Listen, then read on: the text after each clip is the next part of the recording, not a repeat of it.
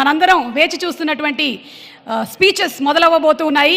మా మెగాస్టార్ చిరంజీవి గారు తరాలు మారినా, తారీఖులు మారినా, పద్ధతులు మారినా, పలుకుబడులు మారినా ఎన్నటికీ మారనటువంటి స్టార్డమ్ మా మెగాస్టార్ చిరంజీవి గారిది. పద్మవిభూషణ్ మెగాస్టార్ చిరంజీవి గారిని సభను ఉద్దేశించి మాట్లాడవలసిందిగా రిక్వెస్ట్ చేస్తున్నాము.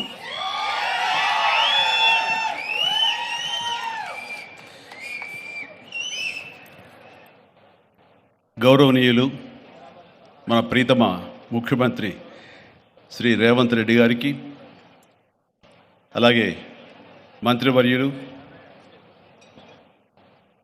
టూరిజం మినిస్టర్ జూపల్లి కృష్ణారావు గారికి, ఇతర శాసనసభ్యులకు, ఎంపీ పార్లమెంట్ సభ్యులకు, మా సీఎం రమేష్ గారికి, ఇతర ఆహ్వానితులకు, నాయకులకు, మీడియా మిత్రులకు, ఇక్కడ విచ్చేసినటువంటి ఆహ్వానితులకు, అలాగే ఇక్కడ పనిచేస్తున్నటువంటి కార్మికులకు, ప్రతి ఒక్కరికి నా హృదయపూర్వక నమస్కారాలు.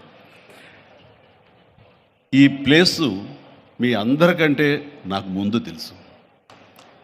2000 సంవత్సరంలో రామ్దేవ్ ఇది ప్రారంభించినప్పుడు ఇక్కడ కొన్ని మొక్కలు పాంప్లెట్ వేసి మా ఇంటికి తీసుకొచ్చి, మీరు ఇల్లు కడుతున్నారు, ఏదైనా ఉపయోగపడుతుందో చూడండి అంటే వెంటనే ఎంత ముచ్చరేసిందంటే, ఎప్పుడో విదేశాలకు వెళ్ళినప్పుడు ఇలాంటి మొక్కలు, ఇలాంటి కళాకృతులు, ఇలాంటి అద్భుతమైనటువంటి సజీవ శిల్పాలు, జీవం ఉన్నటువంటి ఇలాంటివి చూస్తుంటే ఇలాంటివి మనం తీసుకెళ్ళిపోతే బాగున్నాయి, వాడ షిప్లో తీసుకెళ్తే బాగుండే అని అంత టెంప్ట్ అయ్యేవాడిని. అలాంటిది ఇక్కడ హైదరాబాదులో ఈ శివారుల్లో ఒకటి లభిస్తుందంటే కనుక చాలా ఆనందంగా ఉంటుంది. రామ్దేవ్ ఫస్ట్ ఆఫ్ ఆల్ నేను కూర్చున్న చోట బయట కనపడకుండా నాకు ఏదైనా ఫెన్సింగ్ లాగా ఉండాలి, అలాంటి గుబురుగా ఉండకూడదు అంటే అక్కడ చక్కగా కొమ్మల్ని ఒక ఫెన్సింగ్ లాగా అల్లి పైన మాత్రం గ్రీన్ ఉండేలాగా పెద్ద స్క్రీన్ చేశాడు. అది ఇప్పుడు చూస్తుంటే కనుక ఎంత బాగుంటుందంటే బయట నుంచి చూసేవాళ్ళకి నేను జైల్లో ఉన్నట్టు ఉంటుంది, అన్ని కటకటాల్లాగా ఉంటుంది.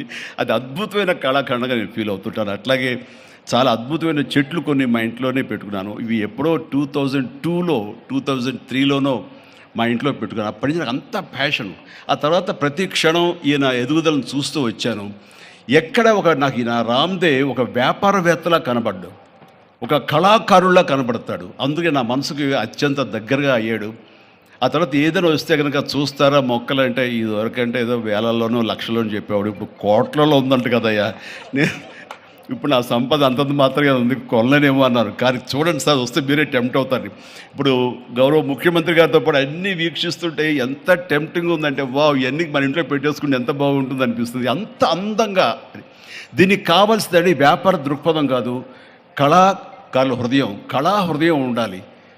నా మటుకు నేను అతని ఒక కళాకారుడుగాను, ఒక ఆర్టిస్ట్గా చూస్తాను. నేను అంత తపన లేకపోతే, అంత ఇష్టం లేకపోతే సుదీర్ఘకాలం 24-25 ఇయర్స్ పాటు దీని మీద ఎక్స్పెరిమెంట్ చేస్తూ, ఎన్నో చోట్ల రీసెర్చ్ చేస్తూ, ఎక్కడెక్కడ ఏమేమి మొక్కలు దొరుకుతాయి, ఎక్కడెక్కడ ఈ శిలాకృతులు దొరుకుతాయి, ఆ శిలలు ఇక్కడ ఎలా తీసుకురావాలి అని దాని మీద అది దుర్భేద్యం అనుకోకుండా ఇది సాధ్యమే, ఇది మన ప్రాంతం వాళ్ళకి, మన హైదరాబాదుకి, మన స్టేట్కి అందం తీసుకొచ్చేది, మన దేశంలోనే గొప్పగా చెప్పినటువంటి గొప్ప పార్క్ అవుతుందని ఆయన మనసులో మెదిలిన ఆలోచన, ఆయన పడ్డ కష్టం, తీసుకున్న శ్రమ ఈ రోజున ఇక్కడ అద్భుతమైన కళాఖండంగా ఇన్ని ఎకరాల్లో చోటు చేసుకుందంటే కనుక నా భూతో నా భవిష్యత్తు.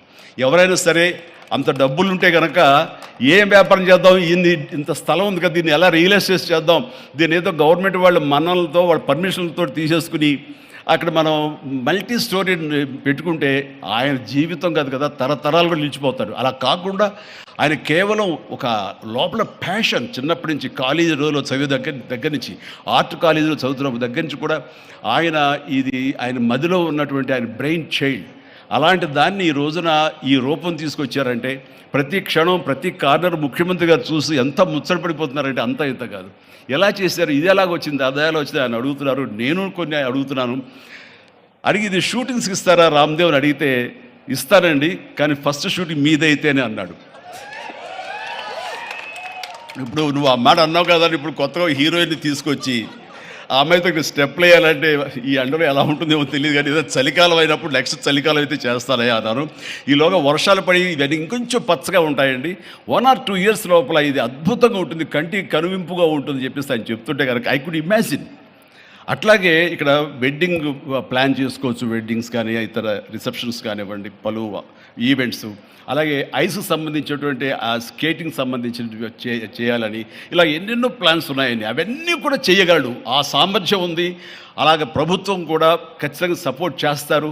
అందుకు సమాయుత్తమై ఉన్నారు ఆయన. అందుకనే ఎంతో బిజీగా ఉన్నారు సీఎం గారు. ఇవాళ చూస్తే కనుక మనుషులు ఇంటి చుట్టూ ఉన్నారు. అవన్నీ పక్కకు పెట్టి, ప్రోగ్రామ్స్ అన్ని పక్కకు పెట్టి నిన్నటిదాకా ఆయన ఎలక్షన్ క్యాంపెయిన్ ఎక్కడో చేసి వేరే రాష్ట్రాల్లో వచ్చి రామ్దేవ్ మీద ఈ ప్లేస్ మీద ఎంతో ప్రేమ లేకపోతే, ఇలాంటి దాన్ని మనం ఎంకరేజ్ చేయాలి అని ఆయన ఉద్దేశం లేకపోతే ఇంత ఓపికగా ఈ ఎండ్లో ఆయన వచ్చేవారు కాదు. ఫస్ట్ ఆఫ్ ఆల్ ఆయన ఇక్కడికి వచ్చి దీన్ని ఎంకరేజ్ చేస్తున్నందుకు వారికి మనస్ఫూర్తిగా అభినందనలు తెలియజేస్తున్నాను ముఖ్యమంత్రి గారికి.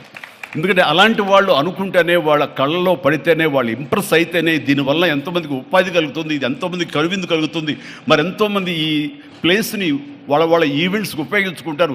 తద్వారా టూరిజం పెరుగుతున్న ఉద్దేశంతో కూడా మన జూపల్లి కృష్ణారావు గారు దీన్ని ఎంకరేజ్ చేయడం కోసం సమాయత్తమై ఉన్నారు. అలా ప్రభుత్వ సహకారాలు దీనికి మెండుగా ఉంటాయని ఆశాభావం వ్యక్తం చేస్తూ, మీరు ఏదైతే కనుక ఊహించారో రామ్దేవ్, అది త్వరలో ఖచ్చితంగా అవుతుంది. ఇవి అద్భుతమైనటువంటి ఒక ల్యాండ్ మార్క్ అవుతుంది, ఒక కళాకృతి అవుతుంది. అది రాష్ట్రానికి వన్నీ తీసుకొస్తుంది. హైదరాబాద్కి తలమానికంగా ఉంటుంది. ఒక హైదరాబాద్ ఒక ఇల్లు అనుకుంటే ఇంట్లో ఒక అద్భుతమైన పెయింటింగ్ పెట్టుకుంటే ఎంత బాగుంటుందో ఆ పెయింటింగ్ ఈ రోజున ఈ ఎక్స్పీరియన్స్ తోటి నేను చెప్తున్నాను, this will be a beautiful piece of art. అందుకని మరొకసారి వారికి నా హృదయపూర్వక ధన్యవాదాలు, అభినందనలు తెలియజేస్తూ ఈ అవకాశం వచ్చినందుకు అండ్ సీఎం గారితో నేను ఈరోజు ఈ ప్రోగ్రాంలో పాల్గొన్నందుకు నా సంతోషాన్ని తెలియజేస్తూ all the very best and God bless.